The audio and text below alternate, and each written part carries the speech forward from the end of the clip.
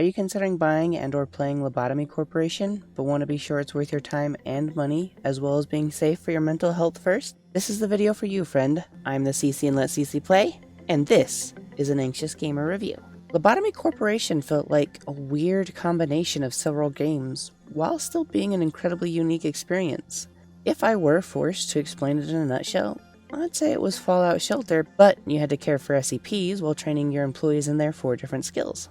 That TLDR, however, doesn't even come close to doing the game justice in my opinion.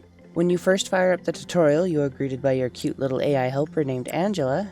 She guides you through 3 tutorials, then sets you on your way. While it wasn't the worst tutorial in gaming history, I definitely felt like I learned more from reading the in-game manual and experimenting. Yet, given that the game draws heavily from the SCP Foundation, so much so that they even straight up admit this on the Steam store page, I feel like the lackluster tutorial forcing me to throw my none the wiser employees at potentially dangerous abnormalities to even begin figuring out what I was doing added significantly to the experience. After I got over the initial learning curve, I was glad they did things the way they did. So, what did I learn?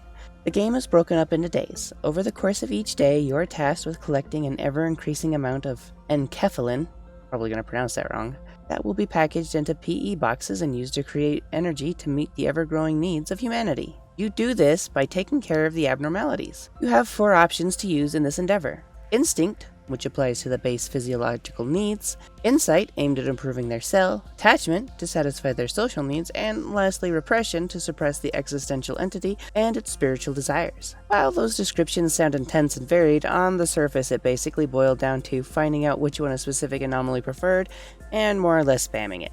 At least at first. You could deduce this through trial and error, or increase your observation level of the abnormality. As you work with the creatures and gain PE boxes, you would accrue another resource creatively named unique PE boxes. You could then spend these to learn about that specific entity, such as its name, how it responds to the various interactions, what its attack and defense is like, insight into its unique characteristics, and once those are finished, you could spend all the leftover on unique equipment to gear up your employees. My favorite was a magic gun from an old lady that could shoot insane workers back to peak mental health, which leads me to your employees. In between days, you would earn LOB points. These would be spent on hiring, customizing, and raising the stats of your workforce. Outside of spending your LOB points to do so, your workers could also improve their stats over time by performing work on the abnormalities.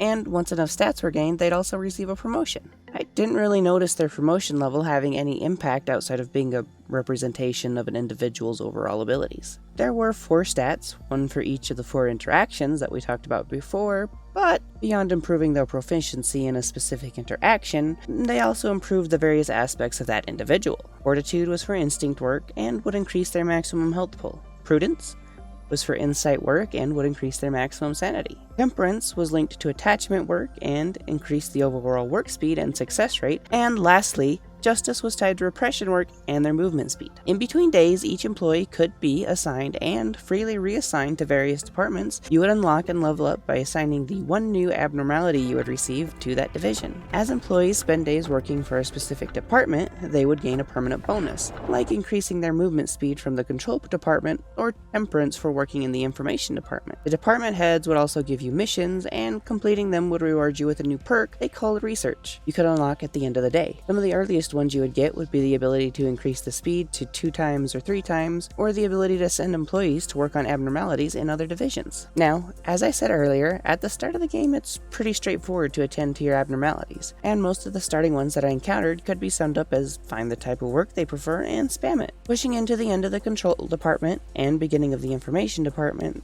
the first and second departments respectively, the abnormalities start to become quite dangerous if the employee doesn't perform the work well. Then, going into the third and fourth departments, information and training, the abnormalities begin to become incredibly unique. A couple that stood out the most to me were Beauty and the Beast, and whatever this thing is. Beauty and the Beast was the first unique abnormality I encountered. It gives the most boxes from repression work, but this would lower its invisible health bar. If Beauty and the Beast died, they would also kill the employee and then respawn. Other works would increase this invisible health bar, so it was part guessing game and part balancing act to acquire energy from Beauty and the Beast. Then there was this thing. I'll be honest, I don't know what this monstrosity is called. It was single-handedly the reason I decided to bring my first run to a close. What little I could figure out about it was that the employees who performed work on it had to have very specific stats, otherwise they would jump in. If the employee didn't perform good enough work, they would jump in. If any of the generic workers that aren't under your command heard someone jumping in, they would go crazy and start knocking out other people to throw into the machine. Now, the most attentive of you may have noticed I mentioned ending my first run, albeit with slightly different phrasing, a concept common to roguelike games. Lobotomy Corporation is in fact a roguelike game. It is an incredibly light roguelike though. You're given the ability to revert to the start of the day, where you assign and equip employees. You could also get a memory imprint every 5 days that you can revert to, and then of course, in roguelite fashion, you can go all the way back to the start, but keep certain things. All observations are carried over, along with any unspent unique PE boxes and all the equipment you still had at the end of your last run. Now, I've mentioned equipments a few times without touching on it. Does it do, you may be wondering? Once again, it's divided into 4 categories. Red is for health damage, white is for sanity damage, black is health and sanity damage, and lastly, Pell is a percentage of HP. As of writing this, I didn't make it far enough to encounter Pell damage. The abnormalities and defensive equipment would have strengths and weaknesses. To these elements, then each abnormality and worker, based on their weapon you gave them, would deal one of these damages. Unless it was white damage and they were attacking a co-worker, it would fill up their sanity, which was kind of silly to behold, but very useful. On that note, I believe I've covered all of the basics and can move on to the highlight of my reviews: how this game could impact one's mental health. For me personally, I didn't experience any adverse effects from playing this game, but as is becoming tradition around here, I will play some clips of areas I feel could be problematic.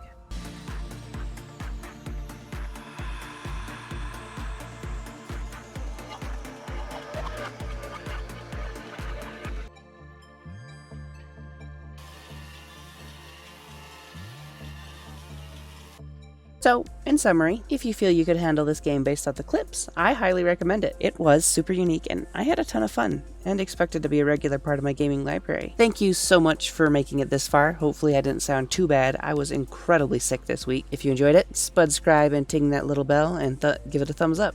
If not, ting the thumbs down and let me know how I can improve below. I also welcome suggestions for games to review. I've got signs to perform. CC out.